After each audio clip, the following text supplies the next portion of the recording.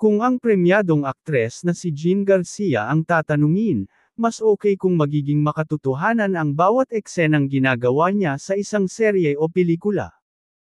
May mga pagkakataon na pinipigil ni Jean ang nararamdamang emosyon sa mga matitindi at intense scenes, dahil ayaw niyang masaktan ng bonggang-bongga ang kanyang mga co-stars.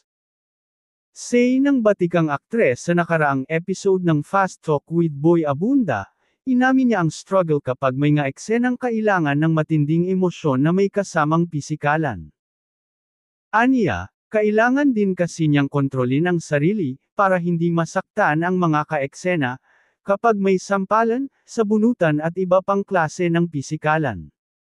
Sa teleseryeng pinagbibidahan nina Bea Alonzo at Carla Abellana, inamin ni Jean Garcia na totoong sampalan talaga ang eksena nila ni Bea Alonzo. Pero may basbas umano ito mula sa aktres. Ayon kay Jean Garcia, totoong buhay inilalabas mo yung emotions mo. Ito kasi, inilalabas ko ang emotions ko, pero dahil ayoko naman siyang totoong masaktan so kinokontrol ko. Pero kailangang lumabas, so pigil, pahayag ni Jean Garcia. Aniya pa, so medyo nakakahimatay, parang gusto kong atakihin sa puso. Tinatanong din daw niya ang kanyang co-actors sa mga eksenang may sampalan, kung gusto nilang tamaan ng totoong sampal. Tatanungin ko, gusto mo bang totoo or hindi? Kapag sinabi niyang hindi, sabihin ko sa kanya, kausapin mo yung direktor natin kung papayag siya. So, kailangan may pag-uusap. Sa akin, walang problema.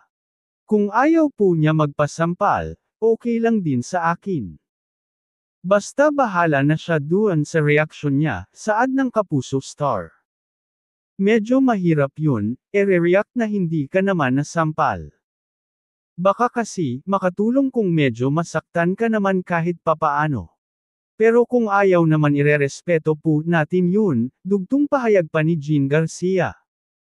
Dagdag pa niya, mula noon hanggang ngayon, ay masunurin siya sa direktor bilang respeto na rin dito, kaya palagi niyang sinasabi sa ka-eksena, na kapag may ayaw itong gawin, kausapin agad ang kanilang direktor.